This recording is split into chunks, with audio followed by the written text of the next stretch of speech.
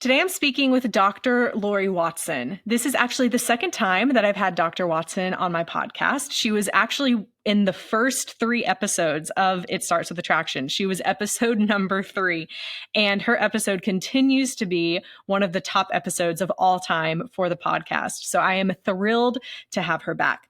Dr. Laurie Watson is a certified sex therapist. She also has her doctorate in sexology. She is a certified EFT, emotionally focused therapy therapist, and has worked with several different addictions and is certified in addiction therapy and addiction specialist as well. She has over 30 years of experience working with couples and individuals about love and sex. And one of the things that she is noted as saying, and y'all know I love this, she said, "I've never seen a couple who I didn't feel hope about their healing and happiness." I absolutely love that because, as you all know, I strongly believe there is always hope. And in today's episode, we're talking about having hope in the sex and emotion cycle in a marriage. We go deep into the work that Dr. Laurie has done into the pursuer and withdrawer, which is very difficult to say fast. I had to say that multiple times to get it right on the podcast. Pursuer and withdrawer cycle that happens in many relationships. And so she talks about what that looks like sexually as well as emotionally. Let's dive into today's episode. Dr. Laurie Watson, I'm so excited for you to be back on the show.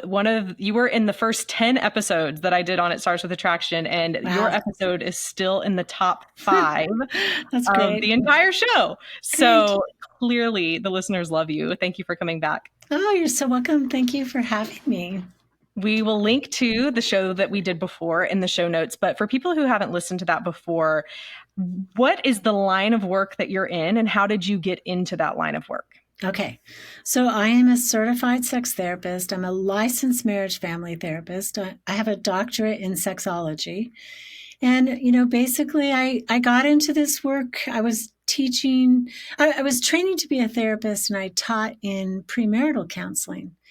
And so many of the young couples came back to me with sexual problems. I'm like, wow, this really could be a specialty because, so many couples have this problem. And it wasn't until much, much later in my career that I realized it turns out a third of all couples, after they've been together, committed for 2 years, become sexless.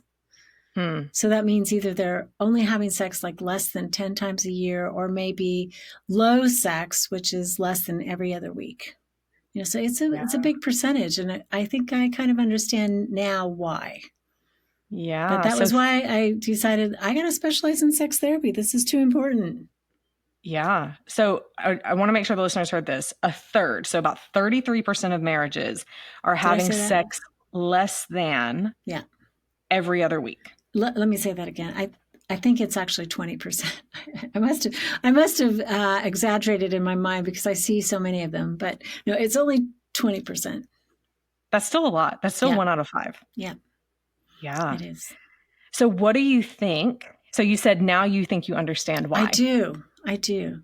So that's really what I wanted to talk with you and your listeners today about is that, as I've probably processed myself in the last 3 years, and seen so many more couples and done some real work theoretically, is that, there's this thing kind of like a pursue withdraw cycle. So one person emotionally kind of wants more connection, closeness, sharing of feelings. Maybe they want more help, time together, date night. There's something that they want. And it's weird because the more they ask for it, the less their partner seems to come toward them. In fact, it seems to push their partner away. So it's kind of like South Pole magnets. This person pushes and asks, and this person backs up. Of course, it goes the other way too. The more they back up, the less time they're available, the less they initiate, the more that other person kind of gets dysregulated and feels like, ooh, something's wrong here. I don't get it. And then they ask, what's wrong? We need more time together. You seem to be preoccupied. So either person actually starts this negative cycle, but what happens is they kind of end up escalated and they go into their fight or flight mode, which is, I'm going to criticize and blame a little bit more, or I'm going to withdraw and shut down a little bit more, triggering their partner further. And then they end up in disconnect. And we all get into that cycle, and we get into it emotionally and we get into it sexually. So, maybe one person wants more sex and connection, and the other person, they used to be really sexual, but now every time they ask, it's kind of like, ugh, I'm so tired. Or, really, it seems like all you want is sex. Or, they kind of push back. They withdraw from the sexual relationship in some way. Or they say, okay, well, can we get it over quick? Which is really a way to both have sex but be disengaged sexually, all at the same time. And so sexually, we can get into that cycle as well. One person seems to always be the pusher and the other one seems to withdraw. And in heterosexual couples, this is often crisscrossed. Oftentimes, the woman pushes for more emotional connection, needs that really to be sexually connected, and her partner seems to be backed up. It's like, well, I got work to do, or I want to play games on my computer tonight. I don't have time really. I want to get to my friends. And it's like, but I need time with you. We're married. I want to be connected, yada, yada. And this is not how it started when we were attracted, right? When we were attracted, there was all kinds of time for each other and there was all kinds of sex. And everybody says, well, maybe it's just, that fades, that connection just kind of fades. I don't think so.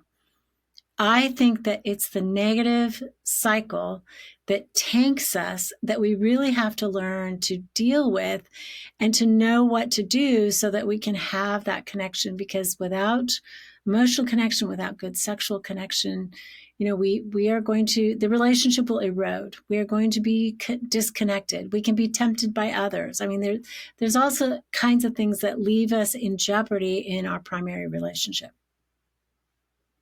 So does the emotional cycle, so the pursuer withdrawer cycle, if someone is in that emotionally in their marriage, is that going to affect the sexual cycle and then vice versa?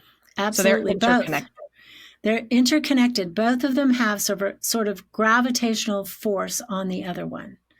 So, for instance, women, we know the research says women need emotional connection to feel desire and to, be sexual. But the problem is maybe she's withdrawing sexually, which dysregulates her male partner emotionally, because he's like all undone. Okay, there's not a steady supply. This is not what I signed up for. She seems bored to death. She doesn't want me. I feel rejected. And he starts to protect himself emotionally by pulling back from the relationship. And she's like, whoa, whoa, whoa, whoa. I need you and I need more of this in order to get sexual. And he's like, I know, but I need sex in order to feel safe emotionally to open up to you. After we have sex, that's when I want to talk. And she's like, I know, but I really need to talk before we have sex so that I feel connected. And it's this really tight knot, that they just pull so tight on, and it can feel hopeless and impossible. We end up fighting, we end up sleeping in separate beds, we end up doing our own thing, but we really don't feel close anymore. And sex, it's a little flat. It's, if we do it at all, it's not like it used to be. That's just what the fate of marriage. Mm-hmm. How do you evaluate this in couples when they come to you in your practice? What are you asking? What are you looking for to see where it's starting and who's the pursuer and who's the withdrawer? Yeah, it's really easy, because that's exactly what I do in my first session. I mean, perfect question. So what I want to do is I just say, well, kind of what brings you in here. I might already know because I've got a text from the front desk or something, but I like them to tell me. And maybe, usually the pursuer opens, or the pursuer nudges their withdrawer and says, why don't you tell them? But the person who speaks first is usually the pursuer. And, they are sort of what we would consider the complainer. They're the ones who are going to frame the problem. They're the ones who made the phone call.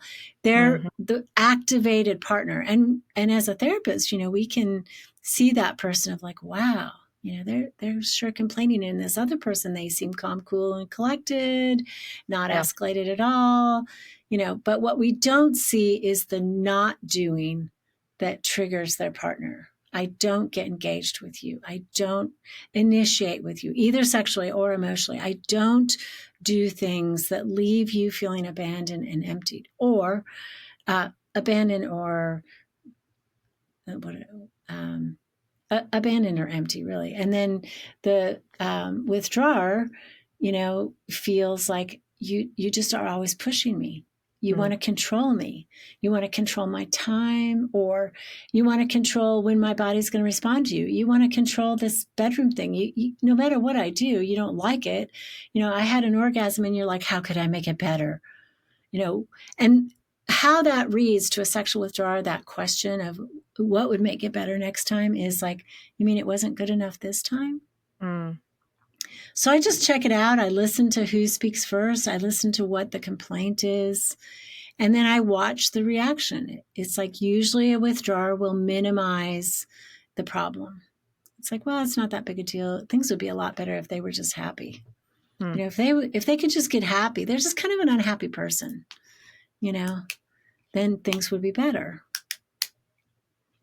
Is it which one affects the other? So they're intertwined, the emotional and the sexual cycle, but is there one that tends to affect the other and go that way directionally, or kind of where does it start? Like, what is the core issue? Yeah. Now, this is a different question, but what is the core issue that's leading this cycle to begin in the first place? And then which direction does it typically move?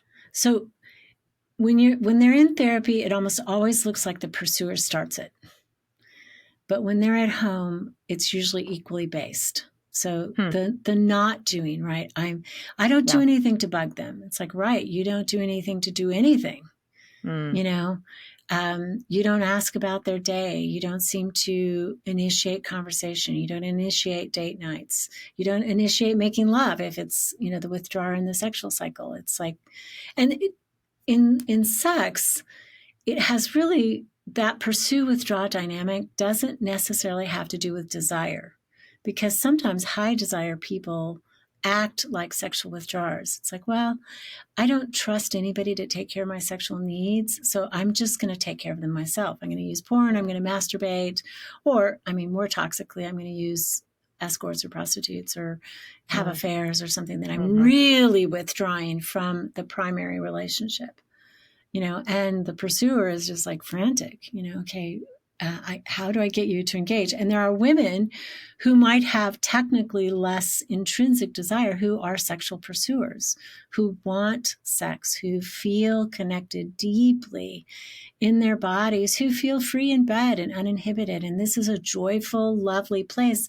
And they want more from their partners, and they might be married to a sexual withdrawer. And that's a really tough case, is the woman who is an emotional pursuer and a sexual pursuer married to the emotional withdrawer and the sexual withdrawer, because he's working against his biology. There are times certainly that the male has low testosterone, and sometimes I check, or I have them checked at a doctor to see, but it's a more difficult case when the woman is congruent. She's a pursuer in both realms, married to somebody who is congruently withdrawn in both realms. And sister, if you're out there, I know it's tough, and I am both a sexual pursuer and an emotional pursuer. That has been the dynamic in my marriage, so I know how hard it is. But it's difficult too if the other way around, if a male is sexual pursuer, emotional pursuer, married to a woman who's emotionally withdrawn and sexually withdrawn. Congruent styles are more difficult to resolve. The crisscross pattern, they can at least both kind of have some empathy. Oh, you want something from me. It's good that you want something from me. And the way I feel about wanting from you emotionally is kind of how you feel about me wanting sexually.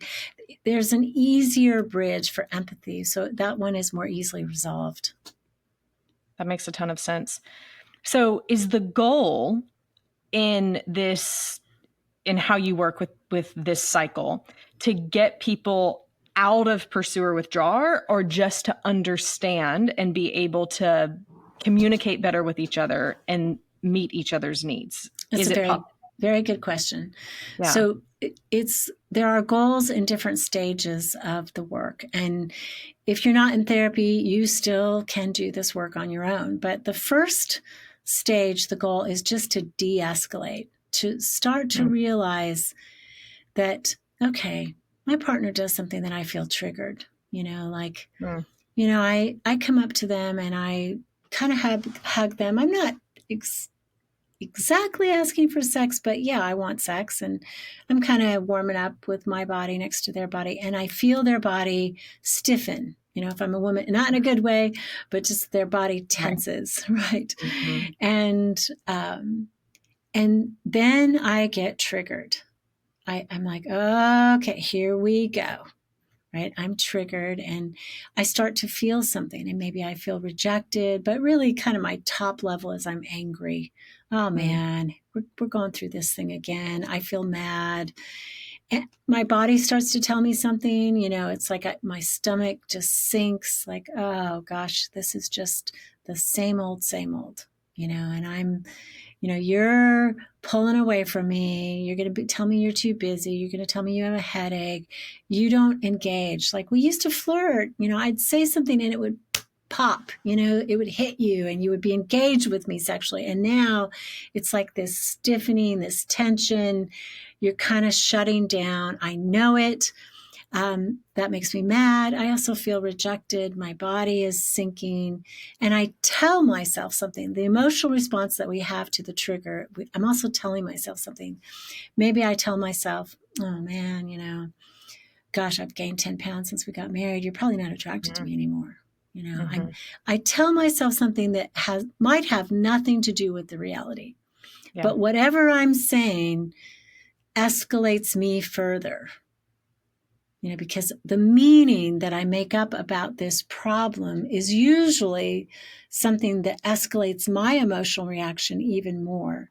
And then in the cycle, I do something. I do something that makes sense to me. It's usually I'm in a survival mode instinct. It's going to be flight or fight. So I may just drop my arms from around my partner, stop hugging them and kind of stomp off and say, forget it, just forget it, and I go away withdrawing.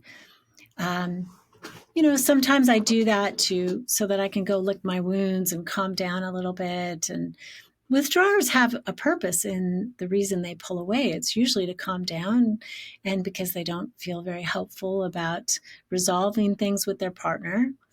But also the fight mode could be anger. Like, I always hug you. You never hug me. And then you just act like you're a stick. You don't melt into me. What is wrong with you? And we criticize, we blame, we come full on attack. Yeah. So in the cycle, our protection mode makes sense to us. I'm attacking you to get you to realize that what you do hurts me. Yeah. But in the withdrawal mode, I also have a purpose. I'm going to calm down. Maybe we'll come back to this at some time to talk about it later. I'm withdrawing because I'm hurt. I don't feel like I do it right. I don't turn you on anymore. I'm, feeling rejected, pulling away. This makes sense. However, our reactivity, our fight or flight, triggers our partner. So when I fight, they're like, whoa, you came up behind me. I was startled, for heaven's sakes, right? It's defense. It's like they won't see the larger pattern that this happens frequently. They're going to defend themselves because they don't like being attacked. Eventually they may go away. It's like, forget it. It's like, I don't make you happy. I never have the right response of whatever it is you're looking for. And so they're pulling away and our sexual moment is lost. That warm, romantic little woo, maybe that'd be great. Or maybe you say something flirty to your partner and it's like flirty or dirty. And either maybe it's a text and you get nothing back. Right? You're vulnerable. You send out this flirty text and nothing happens. I mean, what does that feel like inside? What do you think that feels like inside when nothing comes back? Absolutely. embarrassing, vulnerable, maybe shame. Like I feel ashamed that I did it. I'm not good enough. Or there's a ton of storylines that I'm sure people can fill in, Right. but it's not good. Exactly. Yeah. And so, the reaction of our partner triggers us further. Like, well, I'm never going to do that again. I'm done with texting. I'm done with sexting, or I'm never going to flirt because they just rolled their eyes at me. It's like I'm inappropriate. For heaven's sakes, they're my spouse. They're supposed to respond. Yeah. So stage one is to begin to see, I do this, or I get triggered by something. I feel all these things, tell myself something, and then I protect myself. And then my protection triggers my partner in a particular way. And then we got to get curious about, because we don't really know what's happening on their side of the fence. But they're triggered, they're feeling something, telling themselves something, protecting themselves in a way with fight or flight that exactly triggers us further. And it becomes a looping negative cycle where we are not having sexual intimacy, we are not having emotional connection. And usually both of these cycles are impacting the other cycle. And so we start to grow more and more distant, more and more disconnected. And many people feel hopeless at that point. Like, gosh, like no matter what I do, we just keep getting into these fights. Yeah. Yeah. It's a dual cycle problem. What do you do after you Stage de-escalate? one. Okay. So after we get people to start, what we want is, can they name their cycle? Can they see, okay, this happens a lot, this thing that we do. And it turns out that our reactivity is very similar from moment to moment. So every fight begins to look the same instead of every fight looking random. Like in the beginning, couples just like, I'm fighting about this, I'm fighting about that. We had an argument here and an argument there. But when they see that it's a pattern, humans can solve patterns. It's very hard to solve 16 one-off issues. But once we begin to see, oh yeah, I'm married to a withdrawer, and when he doesn't engage with me, I start to feel abandoned. That makes me anxious. I start to come at him, which just triggers him to shut down further. That it's a pattern. And we can solve patterns more easily. So once they see it, we try to get people to name it. So you don't have to be in therapy, although therapy helps a lot with learning this pattern. And it helps to have a neutral person there who sees the good intention in your survival instinct, right? You're pushing because you want to get something across. You're angry, because it's so important to you for your partner to hear this complaint so that life will get better. Yeah. Or, you're withdrawing because you're just trying to take a little bit of space, trying to, get some distance so that you can think again, because when they get escalated, your blood pressure comes up to your ears and you're literally deaf to what they're saying. You can't react. And if they ask you, all you're going to say is, I don't know. I don't know what you want. What we always know the withdrawer who says, I don't know. You ask them, what do you think? I don't know. But do you have any opinion? I don't know. I really don't know. Because they're so anxious about saying the wrong thing that it's just better to not say anything meaningful at all. So they say, I don't know. It gives them a little bit of space. But of course, that triggers their partner who's dying for engagement. Yeah. So we want them to name it. We want them to notice, okay, most of the time, and we're not 100% anything all the time. And we're a little bit different in different relationships. So that's true. But most of the time we act in our most intimate relationship in congruent ways, or we act the same in conflict. Maybe without stress, we're loving, we're connected, we're more secure. But under stress, in conflict, we tend to resort to these old ways of survival that maybe served us well in childhood. Maybe I came from an alcoholic home and it was so chaotic that I just learned, tune it out, go to your bedroom. When there's chaos, it's just best to put your headphones in and not listen, because otherwise I will not be able to sleep. So I learned withdrawal as a tactic to survive. Or maybe it was like, no, in my family, my parents were so busy. I had to raise a ruckus to get any attention, to get anybody to pay attention to me. because otherwise my needs would have never been met. So these are old patterns that like live in our bodies. And so then stage 2, deep breath. We have to learn to conquer old survival patterns. Okay, I'm going to ask this now because I want to see where this fits in. And I don't, I am eager to know what the next of the stages are, but how does inhibition play into this? So thinking about, especially like a sexual withdrawer. Yeah. So what if it's, and I'm sure you could tell us way more about inhibition, but, whether it's because they had a religious upbringing and so certain things may feel, naughty to them, even though now that they're married, or different things like that. How does that play into this cycle? And is that still, if it's because of inhibition or things like that, does it follow the same pattern of how you work through it? Yeah.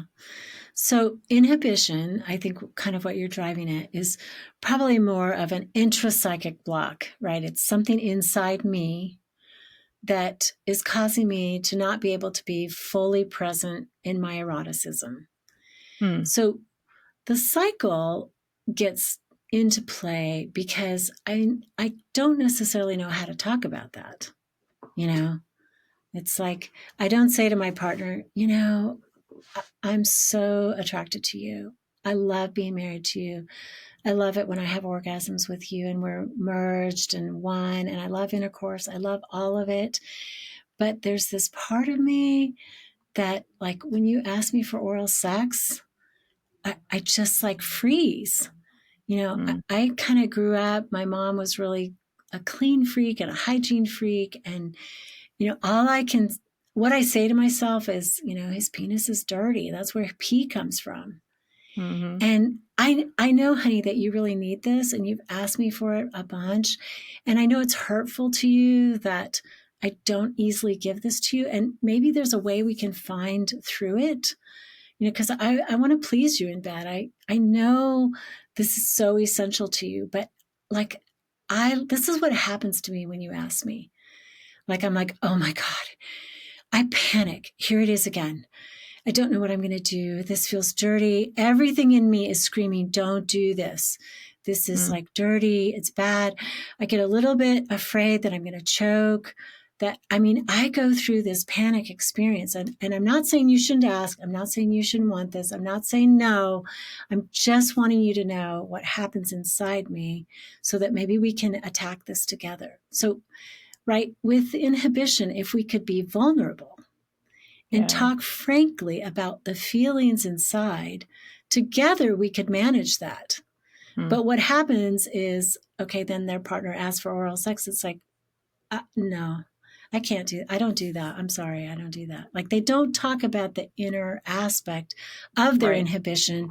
They say no, or they're like, I can't believe you would want that. That's so gross. Or, any number of things that makes the person asking feel ashamed or bad or too much. What you're asking for is too much, because I'm not sort of able to be as in touch with what the inhibition is, where it comes from, what I'm actually feeling. So what happens is my personal inhibition, and sometimes this happens with trauma, right? I've been traumatized, and so I can't enter sex freely. I shut down right in the moment. I'm like suddenly exiting, emotionally and mentally. You're like, okay, you go ahead and come because I'm gone. I can't stay present, but I can't necessarily tie that and link that to my trauma. And I don't know how to heal my trauma. And it's impacting, our relationship. And sometimes then they go to a therapist who says, well, let's just not have sex for a year while we heal the trauma. And it's like, are you kidding me? We've already been shut down for 15 years because of the trauma. And now you want me to wait another year? You're supposed to help us, not hurt us. Right. And how do we do this? And of course, just for the record, we do want to help people with trauma, with sexual trauma, and we want to give them safe ways to cope with whatever anxiety is going to come up. Yeah. But they can't avoid the anxiety that's going to come up, because then we can't heal the trauma. Like, if they're avoiding, we're training their body to stay away from something so they never get to the other side where there's good things. Makes total sense. would this same premise apply to sexual dysfunctions on either side? So women who have a lot of pain with intercourse, and maybe that's why they withdraw, or men who have premature ejaculation or erectile dysfunction, and maybe that's why they withdraw. Yes. Yes. So every sexual dysfunction in my world, the way I think about it, there might be a physiological cause, but how the couple handles it together is really whether or not they're having sexual engagement. So let's just say a guy, he's a little bit older. He has to take blood pressure medicine, and his wife knows, she's a nurse. She knows he's going to struggle with erections. And so she stays really playful, and, he starts to lose his erections. And she's like, honey, don't worry. I can handle it, baby. And I'm just going to give you a little more attention. And I think you should take some Viagra, and we'll just experiment and see what happens. Because, it's really important that you control your blood pressure, and we'll figure it out. And she never shames him. She's not uptight when it happens. She doesn't tell herself craziness, like maybe he's not attracted to me because his penis doesn't get hard anymore.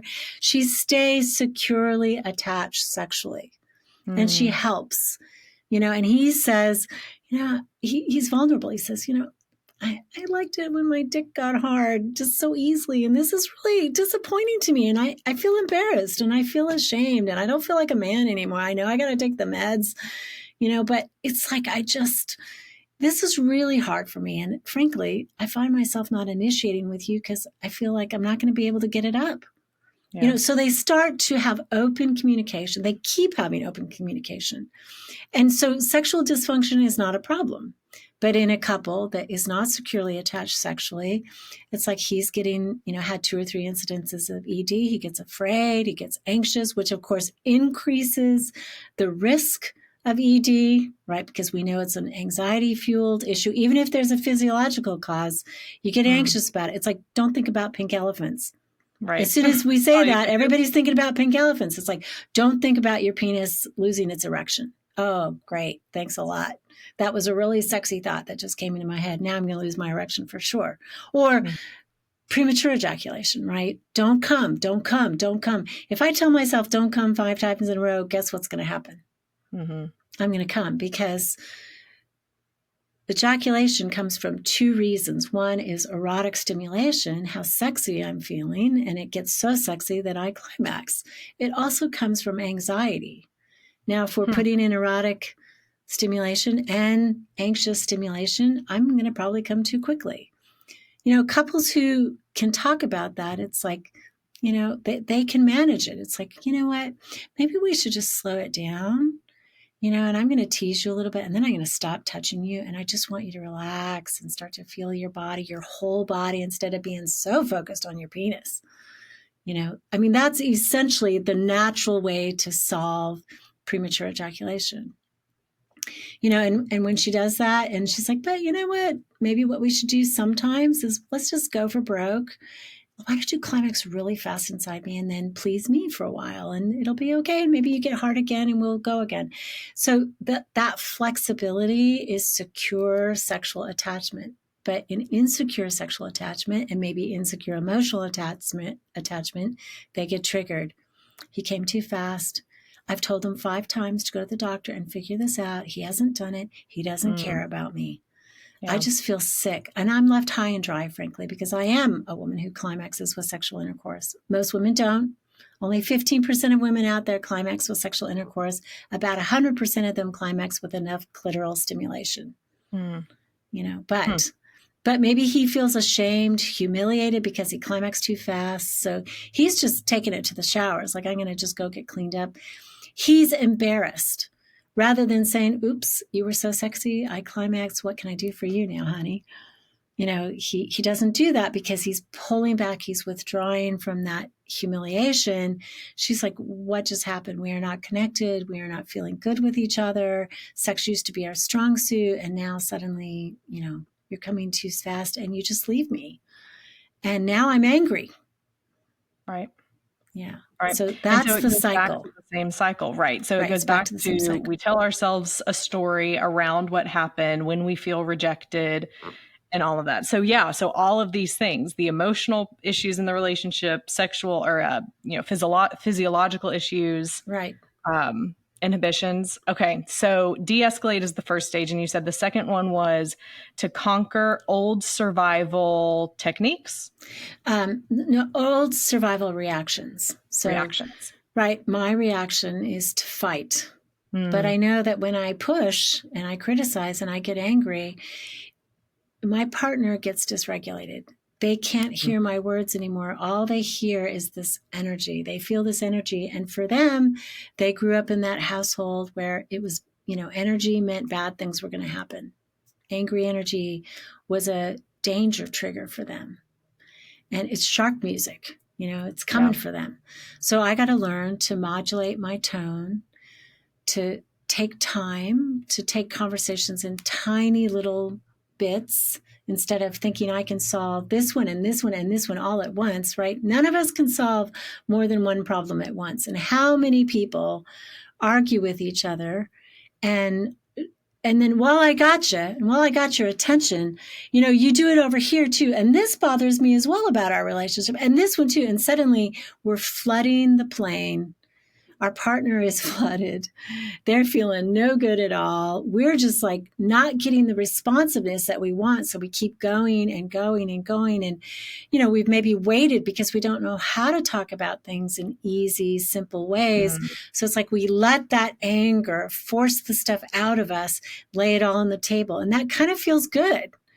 I got it out. The only problem is our partner is over there devastated. Right. Right. So realizing whether you're the one who flees and withdraws in that moment, or whether you're the one who kind of fights back. So it's conquering that old survival reaction. And how are we doing that? By very, very good question. I first think seeing how it hits our partner, like really recognizing my survival mechanism, which makes sense to me, lands on my partner in ways that trigger them. Out of my love for my partner, out of my desire for them not to feel that bad reaction, I want to change me. So love is a great motivator for change.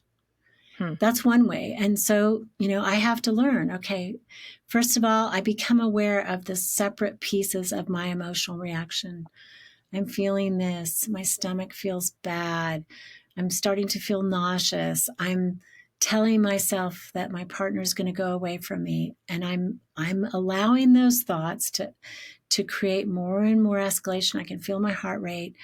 Okay, I'm going to take a breath. I'm going to regulate for a minute. Maybe I need to tell my partner, hey, I'm getting dysregulated. I can feel the cycle coming for us. It's in me. It's in my body. I own it. I put it out there out loud. I don't want to do this to you. Maybe what I need to do, can we just take a quick break? I'm going to run up and down the stairs 6 times just to get my adrenaline out of me. Let's pick up after dinner, after the kids are in bed. I'll calm down by then. I'm not leaving this fight. I just need a minute, and I don't want to do that thing to you. And maybe our partner is able to say, sure, that's great. I so appreciate you noticing this in you, which reinforces our awareness and the gratitude that our partner is becoming aware, not blaming us further, and just say, I know my tendency is to withdraw. And, I would probably go work out in the garage tonight, just feeling that tension between us if you hadn't said that. And I'm going to tell you, I will come back to you. We'll sit on the porch. Let's have some hot tea or a glass of wine. We will work this out, honey. And so we mutually start to enforce and reward the control of these survival mechanisms. We recognize our own. And, we start to calm down in ways that are more functional. We start to own up to each other. This is what's happening in me. And then we can co-regulate because our partner is so grateful for our, lack of reaction that it's like it starts to feel better. And the beautiful thing about this, when we get a hold of it, is it's a little like riding a bicycle. It is not actually an intellectual exercise. When we feel the positive cycle a few times even, Like when we feel how good it feels to be vulnerable and tell our partner what's actually happening inside us and reveal our inner heart, and our partner is responsive, it's like, oh, this is a better way.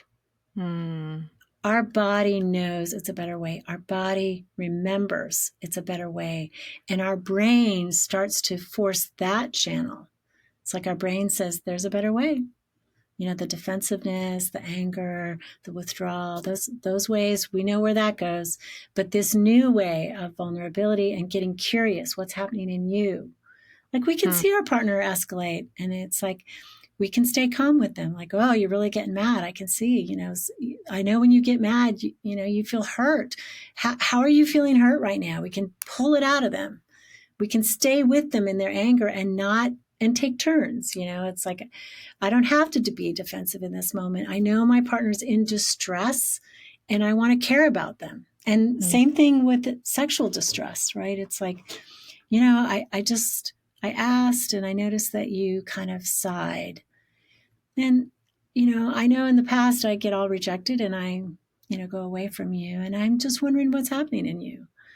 You know, what can you tell me what the sigh was about? Can you tell me what you're feeling right now? Maybe it's like, oh, I'm tired. It's like, okay, we use reflection. You're tired. Makes sense. It's been a long day for you. The kids were beasties today. I get that. And what else is going on with you? Oh, you know, my mother called. And, you know, they've got all this stuff. They're clouded. They're clouded up. They're not free to enter the sexual channel with us. But as we become curious and not get rejected, or maybe we feel rejected, but we don't stay there. We come to our partner. We initiate more conversation, more curiosity about what's happening in them. You know, then the person kind of dumps it all out and they're like, you know, I'm so grateful that you cared enough about me to not do our typical cycle. And I feel actually better having told you all this stuff. You know, maybe it's time to be frisky. Let's go take a bath. Let's go see what happens. You know, so as we de-escalate, we manage our reactivity, and our partner helps us manage reactivity because they are grateful, they reward it, they notice when we're doing that. Yeah. You know? Absolutely. Gosh, doesn't it sound so beautiful? Don't you wish every marriage and every relationship could have that kind of level of communication and vulnerability with each other? Wouldn't that be just beautiful? It would be so beautiful, and I really think it's possible. Yeah. I mean, that's the goal. That is the goal. I agree. Sexual connection and emotional connection is possible. That, you know, great sex is actually connected sex. It's people who feel secure with each other. It isn't people who feel enmeshed, like that enmeshment, yeah, it does kind of smother sex. You know, it's like I'm trying to please you all the time. I'm not really bringing my full self to you. And I'm just doing whatever it is to stay away from conflict. That more peaceful look at relationship is not security. It's actually fake. And if we're fake with each other, trying to avoid conflict, we're not going to bring the full self to the sexual relationship. But great sex is born in secure attachment, where I can now express to you fantasies that I have, things that I think about that might be a little controversial. I can bring up exciting ideas. I can tell you about my inner erotic world, you know, because our bodies are going to age. We're all not going to be as hot as we were.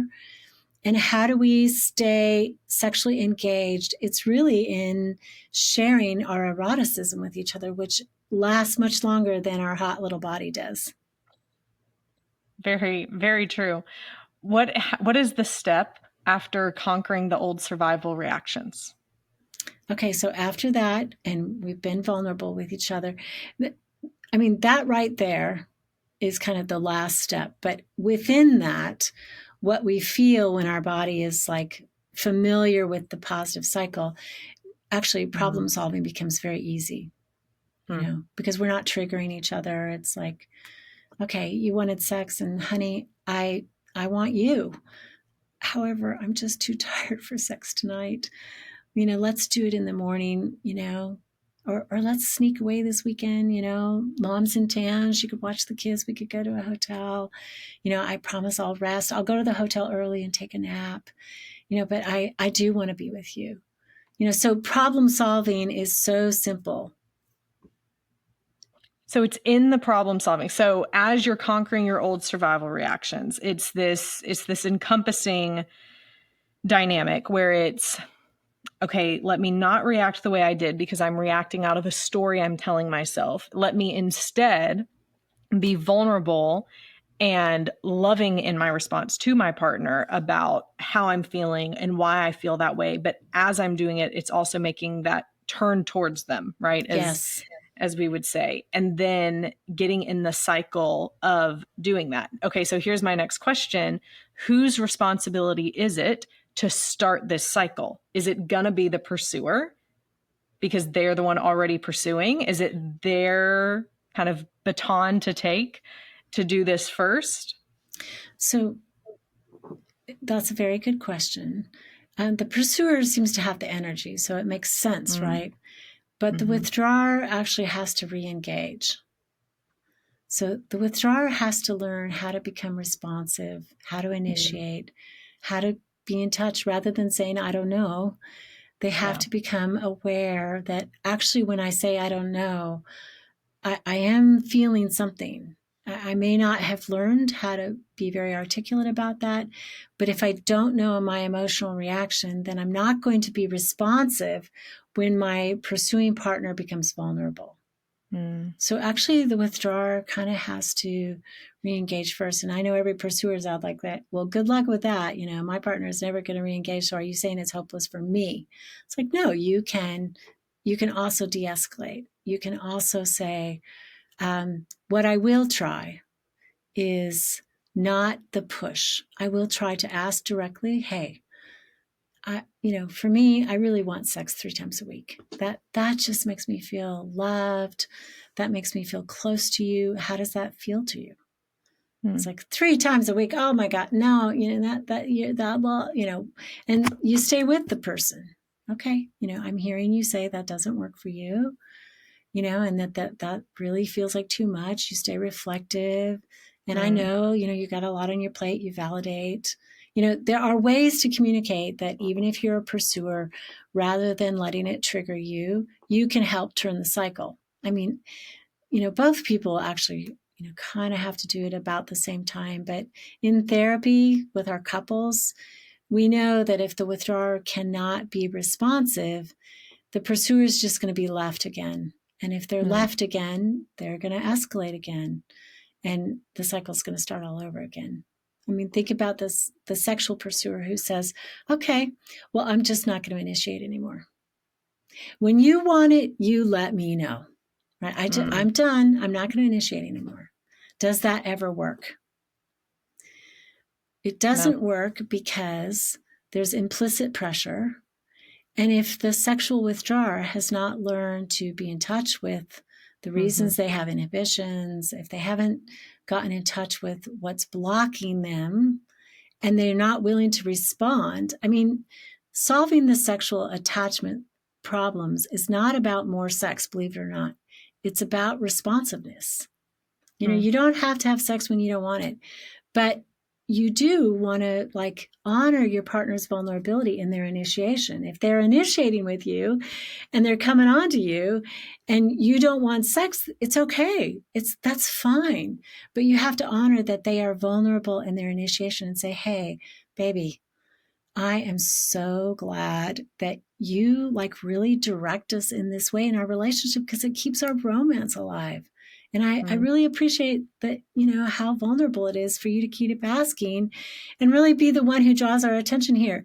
I'm kind of dead meat tonight, but I want to just tell you, don't give up on me. Keep coming. And I appreciate, that you have drive, that you make it fun, that you want me to have pleasure. And, so it's sexual responsiveness. It's not necessarily more sex. And it may be, your partner wants you to do something in bed or wants to do something to you in bed that you just are never going to do. And you don't want to do it. And it feels bad to you. And nobody should have to do anything they don't want to do in bed. But responding to our partner's desires about it, it's like we can still, I know, this is kind of everything to you. And I'm saying I'm never going to do this. And I can't imagine what you must feel. You must feel so frustrated with me. And like you're not going to get in life what you need. And, I just wonder if we could keep talking about it, because I want you to have a good sex life. I want you to have a sex life that makes you happy. And I also want to respect myself in that for me, this feels wrong and bad. And I can't get around that. And no amount of therapy, nothing. It really just doesn't feel like who I am. But I love you and I want you to feel good. Is there something else we could do? Could we maybe do that in fantasy? You can tell me about what it's like. Let's find solutions. When people are sexually secure, they find ways around blocks that are, hard blocks. Once again, I love everything that we've talked about and so insightful. And one of the things I appreciate about you, Laurie, is how you verbalize what the communication can look like, because it makes it seem more achievable when you help people understand, oh, like I really could say it that way. Yeah. And it would really help our relationship. We can see how this would be such a healthy thing for us. Of everything we've talked about, if people are listening to this and thinking this is where we are stuck, what would you encourage them to be the first step that they should take? Well, I'd love to invite them to my podcast, Foreplay, because we do role plays all the time. My co-host, George Fowler, and I do this. We set up a problem. We talk about the dynamics of the emotional and the sexual cycle, and then we role play, often the bad way to do it, the better way to do it. So that people start to have patterns that are imprinting on their brain. I could have said it that way, and this is a better way to say it, and it probably wouldn't have triggered my partner. And we try to help people install sort of the alternate pattern of the ways to talk about sex. And we also talk about sexy, spicy things, like how to have simultaneous orgasms and, just all kinds of craziness. We talk about everything, but we also talk about it in natural ways. We're colleagues, and so we're respectful of each other, but, we have some fun. And so please use this as a resource. We have heard that. And I think secondly, if you feel really stuck and you've been a pursuer and you're burned out, and you're like, I am not going to pursue anymore. Are you kidding me? I'm not going to put myself out there. And it's been a while that you are burned out. This is a danger signal. You need to get therapy. You need to get help. And therapists understand how to help you through that burned out place and how to help your partner become more responsive to you, because you deserve response. And if you're a withdrawer, you deserve to not be criticized, and you deserve help in being seen in places that you feel pain, because many times withdrawers, they pull away and then no one gets to see what's happening inside them. They are not seen in their painful places, so we want to help you with that. Yeah, I love that. Foreplay Radio is your podcast. We will link to that in the show notes, as well as the link to your practice, which is in North Carolina, but y'all also do some virtual events and some women's events. I got the email today. Oh, good. Yeah. We're having a women's retreat in Asheville in November that is all about kind of, it's talk, we're just talking, but we're going to talk about all kinds of things sexually so that people can overcome their own inhibitions, think about their cycle, think about how they can do things differently. Yeah. And there's a couples retreat too. On that email. So yes. That's in September. In September, we lead people through a guided retreat where they talk about this all. Fantastic. So we'll include the link to your website in there as well. Thank Laurie, you. Dr. Laurie Watson, it's been, again, such a pleasure to talk to you. Love what you're doing. I love how you're helping couples. And I know that the listeners are going to love this conversation as well. Thank you for your time. Thank you for having me. It was lovely. Pleasure. Here are my key takeaways from today's episode. We really dived deep into the emotional part of attraction in today's episode as we were talking about how we can learn to de-escalate ourselves and respond in a healthier way to our spouse, especially when it comes to some difficult to talk about situations, such as sex. I know that in my own marriage, it has been difficult at times to have conversations around sex because sex is so vulnerable. I remember when I was going through my marriage and family therapy training over a decade ago now, and my supervisor at the time was an emotionally focused therapist. That was her specialty. And I remember we were talking about one of my clients, a couple clients that I was working with. And I remember her saying to me that the most vulnerable and intimate that a couple can be is when they look each other in the eye in the middle of orgasm. I want you to think, if you are married, if you have ever looked at your spouse in the eye in the middle of orgasming. Now I had only been married like 2 years when I was going through that program and she had told me that. And I just remember thinking this overwhelming sense of that is vulnerable. Like that is crazy vulnerable. And yeah, there would need to be a lot of trust, a lot of security. As Dr. Watson said, a lot of sexual security and connection, sexual connection, and feeling sexually secure in order for not just that to happen, but for conversations even about sex to happen. If it's hard to even just look at our spouse in the middle of sex, how much harder is it sometimes to even just talk about it?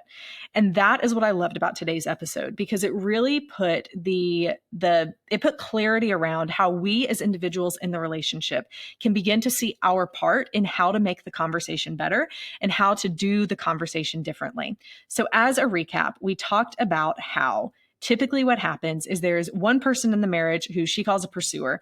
So someone who's wanting something to happen, who has more energy coming into the marriage about this thing. And there's one person who tends to be a withdrawer, the person who tends to remove themselves or withdraw, as the name says. They don't want conflict. They maybe feel that like they're never good enough. And so they tend to withdraw. And so when wanting to change the cycle, the first thing to do is to understand how the cycle is happening. So identify when one of you makes a bid for attention, what typically happens? What leads you or the other person to feel rejected? And this is what we typically tend to write our stories around. When we feel rejected at the bottom line, hurt, angry, there's a story we fill around the edges to help us understand why that happened. And that story is not always true. Depending on what we say about ourselves in that story, I'm not good enough. They just don't love me. It's because they must be doing X, Y, or Z, right? That is when we then tend to react with fight or flight with a defensive mechanism, because we're trying to protect ourselves through either fighting about it or through fleeing from the situation. And that also tends to trigger our spouse, which can lead us into this cycle. So the first stage, as she said, is to de-escalate. The second one is to conquer the old survival reactions. So de-escalate by realizing what your triggers are and choosing to react differently. And then conquer the old survival reactions through calming down and then vulnerably turning towards your spouse and explaining to them in a loving way what it is you're thinking, what it is you're feeling, and learning to be vulnerable, and then changing the cycle into one where instead of fighting and ignoring and withdrawing and pursuing and pushing, where all of that is one cycle, it is now a cycle of listening, being curious, understanding, reflecting back the emotions the other person has, seeking to understand why they feel that way, what you can do differently to make it better. And it becomes a different cycle where you're attentive to each other, you're curious about each other, you're understanding of each other, and you're vulnerable with each other. I encourage you to go and listen to Foreplay Radio, to Dr. Laurie's podcast, because the way that they talk about things, about how you can word things, and also the tone that you can use when talking to your spouse about some of these more difficult situations, is such a key in the conversation going well. So the key takeaway is look at your own marriage and see, is this a cycle that's happening, and are there patterns? At the bottom line, I believe that the pursuer-withdrawer relationship stems from one or both people not feeling accepted by the other. And that's a premise that we talk about at Marriage Helper quite a bit. So look at if this is a cycle that's happening, and then try and find the pattern that's there and see at the bottom line what you can do to help your spouse feel accepted, even when they're doing something that you wish they were doing differently. And remember that that's the beginning of the cycle beginning to start. Typically, when we look at any of these relationship cycles in psychology, we know that when one person begins to change their part of the cycle, then the cycle slowly begins to change for the better, but it does take time. So take heart. There is always hope, and there's great resources out there to help. Dr. Laurie's resource is a great one. If you're having marriage issues, relationship issues, then our Marriage Helper research and resources are great resources to help you there as well. If you found benefit from this episode, share it with a friend. You probably know many other people who are struggling with marriage issues and maybe even struggling with their sex life in their marriage. This is a great episode to share with them. The best thing that you can do is leave a review. So please do that wherever you listen to podcasts. Until next week, stay strong.